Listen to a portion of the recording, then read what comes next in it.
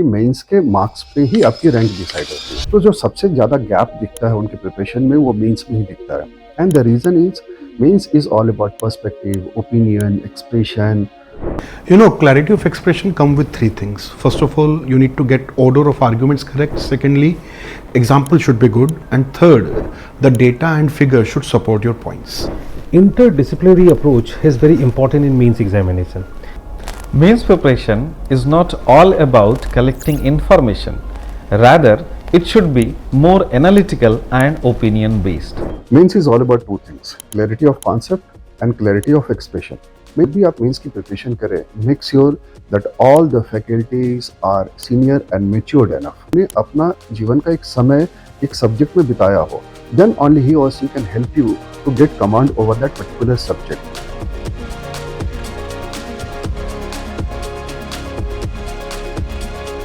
नमस्कार, मैं Vidyanshu Shekhar Jha. UPSC civil service परीक्षा 2024 से मेरी 59th रैंक आई है और मैं आईएएस सर्विस एक्सपेक्ट कर रहा हूँ। वर्तमान में मैं इंडियन फॉरेस्ट सर्विस का ट्रेनिंग ऑफिसर हूँ। इससे पहले भी यूपीएससी सिविल सर्विस परीक्षा 2022 में मुझे दैनिक सर्विस अलॉट हुआ था। अपने इन एक्सपीरियंसेस के माध्यम से मैं कैंडिडेट को प्रीलिम्स एग्ज़ाम के बारे में आज बताना चाहूँगा। प्रीलिम्स एक ऐसा स्टेज है जिसके साथ काफ़ी अप एंड डाउन की जर्नी रही मेरी। तो ऐसा हुआ कि जब मैंने परीक्षा की शुरुआत की, पहले 3 अटेम्प्ट में मैं प्रीलिम्स में फेल होता रहा। पहले बार 2 नंबर से फेल हुआ, फिर 0.67 से फेल हुआ और फिर जाकर 1 नंबर से फेल हुआ। और जब ये फेलियर्स का साइकिल चलता रहा तो ये समझ नहीं आ रहा था कि अब और क्या करें। एक ऐसा स्टेज था जब मुझे प्रीलिम्स में फेल होने का दुख नहीं था, मुझे ये बात नहीं समझ में आ रही थी कि मैं अगले अटेम्प्ट में भी क्या प्रयास ऐसा कर लूँ, क्योंकि हर बार वो 1-2 नंबर की ही बात होती थी। और जब एग्ज़ाम क्लियर होना शुरू हुआ मेरा, तो प्रीलिम्स के साथ साथ इंडियन फॉरेस्ट सर्विस का भी कट ऑफ में क्लियर करना मैंने शुरू कर दिया। जिन कैंडिडेट्स को ये बात नहीं पता हो, मैं उनको बताना चाहूँगा, सिविल सर्विस और इंडियन फॉरेस्ट सर्विस दोनों एग्जाम्स के प्रीलिम्स कॉमन होते हैं। जब आप फॉर्म भरते हो तो यूपीएससी आपसे पूछती है कि आप सिर्फ सीएससी के लिए एग्जाम में बैठ रहे हो या फॉरेस्ट के लिए या दोनों के लिए। और इंडियन फॉरेस्ट सर्विस की cut off usually prelims civil service के कट ऑफ से 15 से 20 नंबर ऊपर जाती है। तो फॉरेस्ट का कट ऑफ क्लियर करना बहुत मुश्किल काम है। तो एक तो वो वक्त था जब मैं शुरू में सिविल सर्विस के कट ऑफ में भी फेल हो रहा था। एक ये वक्त आया जब मैं फॉरेस्ट का भी कट ऑफ क्लियर करने लगा और अभी मैं फॉरेस्ट सर्विस में ही वर्तमान में हूँ और अब फिर से आईएएस ज्वाइन करूँगा आने वाले महीनों में। तो मैं कैंडिडेट्स को ये बताना चाहूँगा कि शुरू में मेरी क्या स्ट्रैटेजी थी, क्या बेसिक मटेरियल होने चाहिए। पर शुरू में ऐसी क्या गलतियाँ हो रही थी कि मैं 1-2 नंबर से पीछे रह जा रहा था। बाद में मैंने क्या स्ट्रैटेजीज चेंजेस की, तो इन विषयों के बारे में मैं आज डीकेटी के माध्यम से डिस्कस करना चाहूँगा। यहाँ मैंने कुछ डिटेल नोट्स बनाए हुए हैं, तो वो मैं आपको चाहूँगा कि मैं बता सकूँ कि मैंने क्या क्या गलतियाँ की थी। सबसे पहले शुरू के अटेम्प्ट में जब मैंने तैयारी शुरू की और जब 1-2 नंबर से ही छूट रहा था, तो देखिए इस स्ट्रैटेजी में भी कोई बुराई नहीं थी। कट ऑफ के पास तो इसने मुझे पहुँचा ही दिया था, पर 1-2 नंबर की बात रह गई थी, वो तो किस्मत भी होती है। पर फाउंडेशन मेरा यही रहा है, तो ऐसा नहीं है कि इसमें कोई बुराई थी, फाउंडेशन यही था। बाद में मैंने इस पे ही थोड़ा इम्प्रोवाइज़ किया। तो शुरुआत में जैसे हम स्टैटिक सोर्सेज की बातें कर लेते हैं, तो स्टैटिक में जैसे कि आपकी हिस्ट्री में स्पेक्ट्रम की बुक हो गई, पॉलिटी में लक्ष्मीकांत की बुक हो गई, इकोनॉमिक्स में मैंने मृणाल सर के मटेरियल किया, तो शुरू में उनके वीडियोस किए थे, बाद में उनके कुछ वीडियोस भी अपडेटेड आते रहते हैं, वो किया था। एनवायरनमेंट में शंकर आईएएस की मटेरियल आती रहती है। ज्योग्राफी में मैंने मृणाल सर के यहाँ एक मैडम थी राज तनिल सोलंकी, उनके कुछ वीडियोस किए थे, साथ ही साथ मैंने एनसीईआरटी किया था। Art and culture ancient medieval मैंने इतने अच्छे से नहीं किया था उन अटेम्प्ट्स में, तो ये मेरे बेसिक सोर्सेज हो गए उसमें। साथ ही साथ इस अटेम्प्ट में मैं क्या करता था कि मैं कोचिंग के करंट अफेयर के मटेरियल्स को पढ़ता था, जैसे कि विजन आईएएस की पीटी 365 हो गई, किसी और कोचिंग की मटेरियल हो गई, जैसे राउज आईएएस की एक फोकस मैगजीन आती है, ये मैं पढ़ता था। क्योंकि इस वक्त मैं नया था, मैंने प्रिपरेशन शुरू की थी, ऑप्शनली पढ़ना था, क्लासेस भी करनी थी, कोचिंग के मटेरियल भी पढ़ने थे, तो न्यूज़पेपर अक्सर छूट जाता था या मैं लिमिटेड ध्यान ही न्यूज़पेपर पर दे पाता था, और उसकी वजह से लास्ट के टाइम पे मैं कोचिंग के मटेरियल्स बहुत करता था। एक काम और जो मैंने किया था कि मैंने बहुत सारी कोचिंग की टेस्ट सीरीज लगाई थी इन अटेम्प्ट्स में, तो मैं टेस्ट सीरीज में 70, 80, 90 टेस्ट तक लगा देता था इन अटेम्प्ट्स में। और अटेम्प्ट के बाद मैं हमेशा हर टेस्ट के डिटेल नोट्स भी बनाता था, जिन क्वेश्चंस में या तो मुझे आंसर नहीं आते हैं या कोई ऐसा डेटा मिल गया जो मुझे नया लग रहा है, या आंसर आते हो फिर भी मुझे कुछ सीखने को मिल रहा है, या ऐसा क्वेश्चन जो ठीक से नहीं आता था पर समहाउ सही हो गया, इन क्वेश्चंस के मैं नोट्स बनाता था ताकि जो भी मैंने इस टेस्ट से सीखा है वो मैं रिटेन कर सकूँ, उसको बार बार रिवाइज कर सकूँ। तो ये एक स्ट्रेटजी मेरी हमेशा से रही थी कि मैं जो भी पढूँ मैं उसके नोट्स बनाऊँ ताकि वो रिवाइज़ हो सके। तो ये चीज़ें हो गई। और क्या होता था कि चूँकि मैं बहुत सारे टेस्ट देने की कोशिश करता था, तो इस वजह से मैं प्रीवियस ईयर क्वेश्चन नहीं बना पा रहा था। सो ये एक गलती थी मेरी इन अटेम्प्ट्स में कि 80-90 टेस्ट देने के चक्कर में मैं प्रीवियस ईयर छोड़ रहा था। साथ ही साथ ancient medieval art and culture history का एक ऐसा एरिया जो कि थोड़ा डिफिकल्ट है कैंडिडेट्स के लिए, मेरे लिए भी था, और इस एरिया को मैंने मोस्टली निग्लेक्ट किया इस टाइम पे। तो ये कुछ ऐसी चीज़ें थी। अब क्या होता था कि चूँकि मैं बहुत सारे टेस्ट देता था, मेरे टेस्ट सीरीज़ में अच्छे नंबर आते थे। जब मैंने एक्चुअल यूपीएससी का एग्ज़ाम देने में गया, तो मैं काफ़ी होपफुल था कि मेरा तो हो जाना है, मेरे टेस्ट सीरीज़ में भी काफ़ी अच्छे नंबर आ रहे हैं, मैंने काफ़ी टेस्ट दिए हैं, काफ़ी पढ़ाई की है। उस दिन एग्ज़ाम में जब मैंने क्वेश्चन पेपर देखा, तब मैं क्वेश्चन पेपर बनाते वक़्त फँस गया। मुझे समझ नहीं आ रहा है कि अरे ये यूपीएससी क्या पूछ रही है, इस तरह से कैसे पूछ सकते हैं, ऐसा क्वेश्चंस तो मैंने कभी सुना ही नहीं, पता नहीं ये क्या चल रहा है। तो उस दिन जाके मुझे रियलाइज़ हुआ कि जो मैं समझ रहा था कोचिंग में स्कोर करना एक बात है, यूपीएससी के पेपर में स्कोर करना अलग बात है। तो ऑल्दो मेरे यूपीएससी के पेपर में मॉक पेपर में कोचिंग के मॉक पेपर में बहुत अच्छे मार्क्स आ रहे थे। जब मैंने यूपीएससी का पेपर दिया, तो मुझे ये चीज़ रियलाइज़ हो गई कि अच्छे मार्क्स तो नहीं आ रहे, बॉर्डर लाइन पे मैं कहीं फँस रहा हूँ, और जैसा कि मैंने आपको बताया कि हर बार वही 1-2 नंबर से मामला छोटा है मेरा। तो ये चीज़ 2021 तक चलती रही। और एक गलती मैं करता था इन टाइम पे कि मुझे एक अटेम्प्ट बढ़ाने का भूत सवार था मेरे दिमाग में कि मुझे 90 अटेम्प्ट करने हैं, 92 अटेम्प्ट करने हैं, 93 अटेम्प्ट करने हैं, जो भी है। तो ये बात मैं कैंडिडेट को बोलना चाहूँगा कि इस चीज़ के पीछे ना भागें, अटेम्प्ट्स के पीछे ना भागें। हर कैंडिडेट का अपना होता है, कुछ लोग 100 भी अटेम्प्ट करते हैं, कुछ 95 भी करते हैं, कुछ 75, 80, 85 भी करते हैं, वो हर स्टूडेंट का इंडिविजुअल है। मेरे लिए गलत ये चीज़ थी कि मैं अटेम्प्ट के पीछे भाग रहा था। ये मैं नहीं समझ रहा था कि मेरे लिए ऑप्टिमम क्या है, एज़ अ कैंडिडेट मैं कहाँ पे मैक्सिमम स्कोर कर सकता हूँ। मेरे दिमाग में एक भूत घुसा हुआ था कि मुझे 90-95 अटेम्प्ट करने हैं, ये स्ट्रैटेजी गलत थी। तो जैसा कि मैंने आपको बताया पहले कि जब 2021 का भी मेरा कट ऑफ नहीं निकला, तो मैं काफ़ी हेल्पलेस सा फ़ील कर रहा था। मुझे प्रीलिम्स क्लियर होने की कोई दिक्कत नहीं थी कि प्रीलिम्स नहीं क्लियर हुआ, कोई बात नहीं, मैं उस फेलियर के लिए तैयार था। पर मुझे ये बात नहीं समझ में आ रही थी कि आगे के अटेम्प्ट में भी मैं ऐसा क्या कर लूँ, हर बार जब 1-2 नंबर से नहीं निकल रहा। तो 2022 वो वर्ष आया जब मैंने कुछ चेंजेस किए अपने प्रीलिम्स के अटेम्प्ट में, और जैसा मैंने आपको बताया था कि मेरा फॉरेस्ट का भी फिर कट ऑफ क्लियर होने लगा, जो कि सीएसई और सीएसई के कट ऑफ से 15-20 नंबर ज़्यादा होता है। तो जो 2022 के अटेम्प्ट में मैंने नया किया था, और ये बात मैं कैंडिडेट को एक बार बहुत साफ-साफ बताना चाहूँगा कि ये ऐसा एग्ज़ाम है जहाँ पे आपको मटेरियल को कंसोलिडेट करना है, कम से कम चीज़ों को ज़्यादा से ज़्यादा बार पढ़नी है। ऐसा नहीं होना चाहिए कि आप बहुत सारे मटेरियल्स को कलेक्ट कर लो, जैसे कि मान लो कि पॉलिटी की बात आती है, तो ऐसा नहीं होना चाहिए कि आपने लक्ष्मीकांत भी पढ़ ली, डीडी वासु भी पढ़ लिया, कोई तीसरे कोचिंग का मटेरियल आया वो भी उठा के पढ़ लिया। ये नहीं करना है आपको। आपको अगर आपने लक्ष्मीकांत पढ़ी तो वही बार-बार पढ़ो, अगर आपने डीडी वासु पढ़ी है तो वही पढ़ो, अगर आप किसी कोचिंग में जा रहे हो, उनके नोट्स आपको अच्छे लगते हैं, आप वही नोट्स बार-बार पढ़ो। ये ऐसा एग्ज़ाम है, चाहे वो प्रीलिम्स हो या मेंस हो, आपको लिमिटेड चीज़ों को ही बार-बार पढ़ना है। जितनी लिमिटेड चीज़ों को आप बार-बार पढ़ोगे, उस एक कोर एरिया पे आपका बहुत अच्छा कमांड हो जाएगा। तो 30-40% क्वेश्चन वही कोर एरिया से आएँगे। फिर कुछ पेरिफेरल एरियाज़ होंगे, जिनसे कि रिमेनिंग 30-40% क्वेश्चन आएँगे। चूँकि कोर पे आपका बहुत अच्छा कमांड था, तब तो आप उन पेरिफेरल एरियाज़ के क्वेश्चन को ढंग से आंसर कर पाओगे।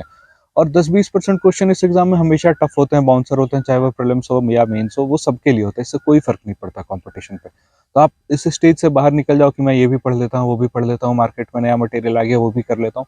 इस स्टेज से बाहर निकल जाओ, ये बहुत बड़ी गलती कैंडिडेट्स करते हैं। मेरे पास वही 5-6 किताबें थी, मैंने उनको बार-बार पढ़ा था, और वही मेरे सक्सेस का मंत्र रहा है, चाहे वो प्रीलिम्स की बात हो या मेंस की बात हो, बाद में भी हम डिस्कस करेंगे। पर मैं ये बात बताना चाहूँगा, इस बात को बिल्कुल समझ लीजिए, ये बहुत सिंपल सा एग्ज़ाम है। ये एग्ज़ाम मुश्किल यहाँ है कि यहाँ सीट्स बहुत कम है। एग्ज़ाम बहुत अनप्रेडिक्टेबल है कि एक भी पेपर में कम मार्क्स आए तो आप बाहर हो जाते हो कॉम्पिटिशन से। पर क्वेश्चन इन इटसेल्फ और कॉम्पिटन वो जो है वो काफ़ी रीज़नेबल है कि काफ़ी लिमिटेड सिलेबस होता है, काफ़ी वेल डिफाइंड सिलेबस होता है, काफ़ी लिमिटेड बुक्स को बार-बार करनी है, इसी से ये एग्ज़ाम क्लियर होता है। तो 2022 में जो मैंने पहला चेंज किया कि मैंने अपने सोर्सेज़ को लिमिट किया। तो यहाँ पे मैंने क्या किया कि ओनली आईएएस की एक बुक आती है उड़ान प्रीलिम्स में। तो चूँकि उड़ान ऐसी बुक है कि हिस्ट्री की एक, मॉडर्न हिस्ट्री की एक अलग उड़ान आती है, पॉलिटी की उड़ान आती है, एनवायरनमेंट की उड़ान आती है। तो यहाँ पे ओनली आईएएस ने क्या किया है कि जैसे मॉडर्न हिस्ट्री की उड़ान है, तो उन्होंने स्पेक्ट्रम के ही बहुत ऑर्गेनाइज्ड वे में उन्होंने नोट्स बना डाले हैं। पॉलिटी में उन्होंने उसी लक्ष्मीकांत को उठा करके उसके बहुत ही ऑर्गेनाइज्ड वे में नोट्स बना डाले हैं। फ़र्क इतना है कि स्पेक्ट्रम 500-600 पेज की बुक है, उड़ान 100-150 पेज की बुक है। सेम लक्ष्मीकांत 700-800 पेज की बुक है, उड़ान वही 100, सवा 100, 150 पेजेस की बुक है पॉलिटी में। मैं कैंडिडेट्स को स्पेशली जिनका फर्स्ट अटेम्प्ट है मैं उनको उड़ान पढ़ने के लिए नहीं बोलूँगा, क्योंकि उड़ान थोड़े नोट्स के फॉर्म में है, थोड़े वो कंसोलिडेटेड फॉर्म में है। तो जिनका फर्स्ट अटेम्प्ट है, सेकंड अटेम्प्ट है, आप ओरिजिनल बुक ही पढ़िए, चाहे वो लक्ष्मीकांत हो, स्पेक्ट्रम हो, जो भी बाकी बुक्स मैंने शुरू में रेफर किया था स्टैटिक के लिए, आप ओरिजिनल ही पढ़िए। मेरे साथ क्या था कि देखिए अभी तक मैं 3 बार प्रीलिम्स ऑलरेडी दे चुका था, हर बार 1-2 नंबर से फेल हुआ था, तो मुझे काफ़ी नॉलेज एक्यूमुलेट हो गई थी। चौथी बार फिर से वही 600 पेज की लक्ष्मीकांत और 500 पेज की स्पेक्ट्रम पढ़ने का मन नहीं था मेरा, और थोड़ा मैं मटेरियल कंसोलिडेट करना चाहता था। तो इस बार मैंने उड़ान की बुक्स पढ़ी। वो वही लक्ष्मीकांत थी, वही स्पेक्ट्रम थी, तो मेरे लिए कुछ भी नया नहीं था। उसी बुक को मैंने अंडरलाइन किया, हाईलाइट किया, एनवायरनमेंट, इकोनॉमिक्स सब में मैंने उड़ान को ही रेफर किया। और चूंकि ये 100, सवा 100, 150 पेजेस की बुक थी, मैंने हर लाइन को अच्छे से, हर पेज को अच्छे से अंडरलाइन किया, हाईलाइट किया, वहाँ जो भी पेन से अगर एक्स्ट्रा मुझे कुछ लिखना था वो लिख लिया। तो ऐसा हुआ कि वो 150 पेज चूंकि अंडरलाइंड हाईलाइटेड है, तो वो एक तरह से रिड्यूस होकर 50, 100, 80, 90 पेजेस में रिड्यूस हो गई थी इफेक्टिवली, क्योंकि बहुत सारी चीज़ें मैंने मार्क की, कुछ इंपॉर्टेंट बातें मार्क की, फालतू बातों को हटा दिया। तो वो भी मेरा कंटेंट बहुत कंसोलिडेट हो गया था। मुझे याद है जब 2022 का पेपर था, तो एग्जाम से एक दिन पहले, रविवार को एग्जाम था, शनिवार शाम को मैं बैठा और शाम तक ही 4-5 घंटे में मैंने पूरी history, polity, economy, environment revise कर ली। क्यों? क्योंकि मेरी हर बुक जो थी वो ऑफिशियली 100-120 पेजेस की थी, वो मेरी अंडरलाइंड हाईलाइटेड थी, तो मेरे लिए इफेक्टिवली वो 50-60 पेज में रिड्यूस थी। और ये वो 50-60 पेज थे जिसको मैं ऑलरेडी 15-20 बार तब तक पढ़ चुका था।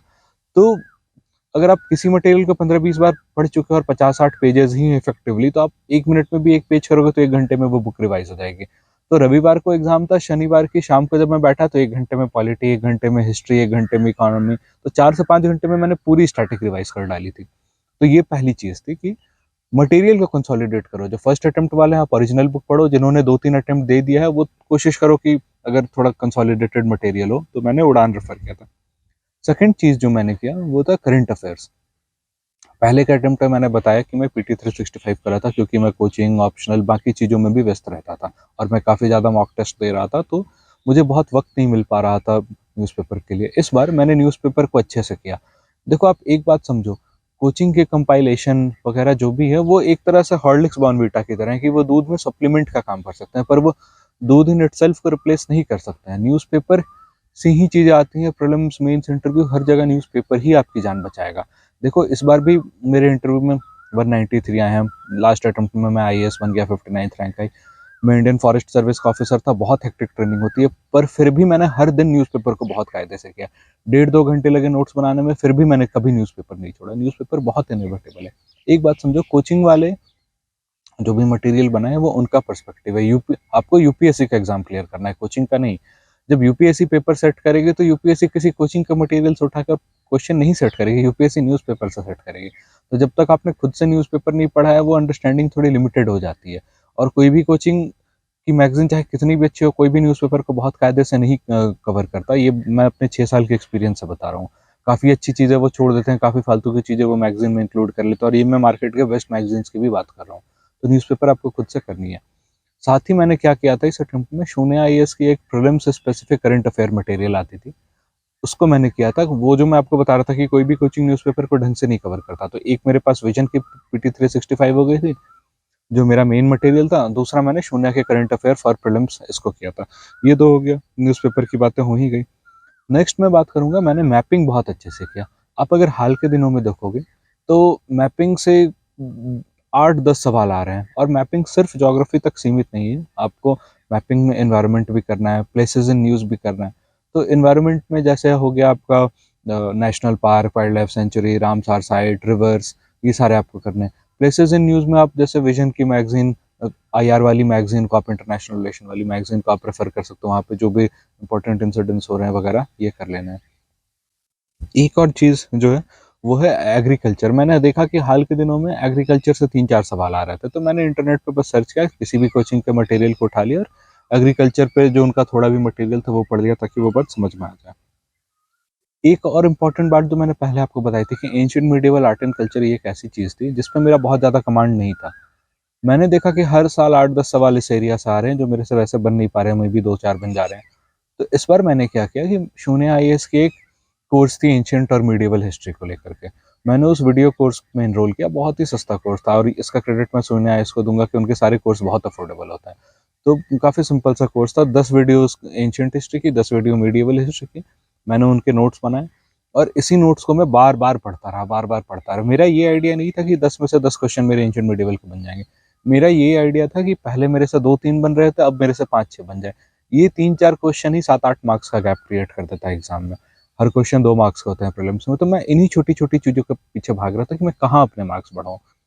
अगेन शून्य आईएएस की जो मैंने एंशिएंट मिडिवल के वीडियोस की, यहाँ भी मेरा बस यही गोल था कि लिमिटेड वीडियोस हो, उनको मैं बार बार करूँ, थोड़े से 2-3 क्वेश्चन और बन जाए, बस मैं इतना ही एक्सपेक्ट कर रहा था। अब मैं सबसे इंपॉर्टेंट पॉइंट पे आना चाहूँगा जो मैंने इस बार चेंज किया था। ये सबसे ज़्यादा इंपॉर्टेंट पॉइंट है, ये है previous year question paper. Past attempt में मैं 80-90 मॉक टेस्ट लगा रहा था और इस चक्कर में मैं प्रीवियस ईयर क्वेश्चन नहीं बना रहा था। इस बार मैंने क्या किया, चूंकि 3 अटेम्प्ट का एक्सपीरियंस भी हो चुका था, तो मैंने मॉक टेस्ट को थोड़ा सा रैशनलाइज किया। 30-40 मॉक टेस्ट पे आया, थोड़ा कम किया, पर मैंने प्रीवियस ईयर क्वेश्चन पेपर जम के बनाए। खास करके आपको लास्ट के 10 साल के प्रीवियस ईयर क्वेश्चन पेपर बनाने हैं। देखो, जैसा मैंने पहले आपको बताया था कि इंडियन फॉरेस्ट सर्विस की कट ऑफ 15-20 नंबर ऊपर जाती है सिविल सर्विस के प्रीलिम्स कट ऑफ से। अभी मैं इंडियन फॉरेस्ट सर्विस में ही हूँ। लास्ट ईयर के एग्जाम में मेरी 5वीं रैंक आई थी इंडियन फॉरेस्ट सर्विस में। तो जितने भी मेरे यहाँ बैचमेट हैं, सबने सिविल सर्विस के कट ऑफ से 20-25 नंबर ऊपर ही स्कोर किया है, तभी आज वो यहाँ पे। एक बार हमारी बातें हो रही थी आपस में कि प्रीलिम्स की तैयारी कैसे करनी है, और जैसे ही प्रीवियस ईयर की बात हुई, मेरे सारे बैचमेट ने यही कहा कि अरे यार, हमने तो बस प्रीवियस ईयर ही बनाया था। तो वो जो प्रीलिम्स का एक एलीट क्राउड है, जिसने कि फॉरेस्ट का भी कट ऑफ क्लियर किया है, जो सिविल सर्विस का कट ऑफ से 15-20 नंबर, कम से कम 15-20 नंबर ऊपर जाता है, उन सारे लोगों में एक ही बात कॉमन थी कि उन्होंने प्रीवियस ईयर क्वेश्चन पेपर जम के बनाया था। और उस दिन मुझे ये बात रिमार्केबली समझ में आई जब मैं अपने बैचमेट से यहाँ बातें कर रहा था। एक नॉर्मल क्राउड और एक जो वो क्राउड है जिसने कट ऑफ को बहुत मार्जिन से क्लियर किया या सेफली हर बार क्लियर किया, इन दोनों में प्रीवियस ईयर का ही डिफरेंस होता है कि जो अच्छे मार्क्स लाते हैं वो हर साल प्रीवियस ईयर बनाते हैं। तो इसमें आपको क्या क्या करना है मैं ये बताता हूँ प्रीवियस ईयर में।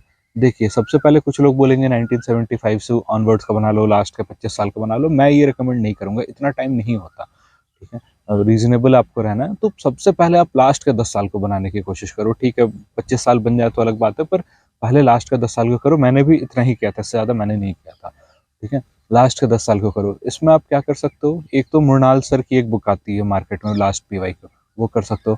मैंने अपने केस में क्या किया था कि मैंने लास्ट के 10 साल के पेपर की प्रिंट आउट ले ली थी, उसको बाइंडिंग करवा लिया था और मैंने उसको ही बार बार सॉल्व किया था। और उसमें जो भी एक्स्ट्रा वैल्यू एडिशन है या कुछ सीखने को मिल रहा है, मैं इंटरनेट से चेक करके या मृणाल सर की बुक से देख करके और मैं वहीं पे लिख लेता था। तो ये करना है। दूसरी क्या बात है प्रीवियस ईयर क्वेश्चन में, कि आपको बहुत सारे थीम्स पता चलेंगे। जैसे कि हर साल एक क्वेश्चन रिवर पे आ ही जाएगा, कभी वो ब्रह्मपुत्र की ट्रिब्यूटरी पूछ लेंगे, तो कभी वो पूछ लेंगे कि ईस्ट फ्लोइंग रिवर कौन सी है। वैसे ही हर साल, ऑलमोस्ट हर साल या हर दूसरे साल एक क्वेश्चन कभी मनी बिल पे आ जाएगा, कभी प्रेसिडेंट के इलेक्शन पे आ जाएगा। तो जब आप पीवाईक्यू बनाओगे तो आपको ये थीम्स समझ में आएंगे कि कौन से एरिया से यूपीएससी पूछ रही है क्वेश्चन।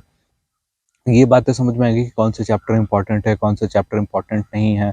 जैसे वो ब्रिटिश टाइम के एक्ट है कि काउंसिल एक्ट हो गया या गवर्नमेंट ऑफ इंडिया एक्ट हो गया, हर साल एक ना एक सवाल आना ही है। तो आपको ये बातें समझ में आएंगी कि कौन से एरियाज इंपॉर्टेंट है। सिमिलरली क्या होता है कि जब आप 10 साल के क्वेश्चन बनाओगे तो एग्जाम में 4-5 क्वेश्चन तो ऑलमोस्ट रिपीट हो ही जाते हैं। May be language exactly same ना हो, पर ऑलमोस्ट वही क्वेश्चन होगा, उसी क्वेश्चन की लैंग्वेज को थोड़ा सा वो पैराफ्रेज कर देंगे वगैरह वगैरह। तो ये 4-5 क्वेश्चन तो रिपीट हो ही जाएंगे। देखो, ये ऐसा एग्जाम है कि कट ऑफ 80-90 नंबर जा रही है। ये इतना भी टफ नहीं है, पर इतना भी आसान नहीं है। एक कोई बहुत मुश्किल सवाल ना आए, बाउंसर सवाल ना आए, चलेगा।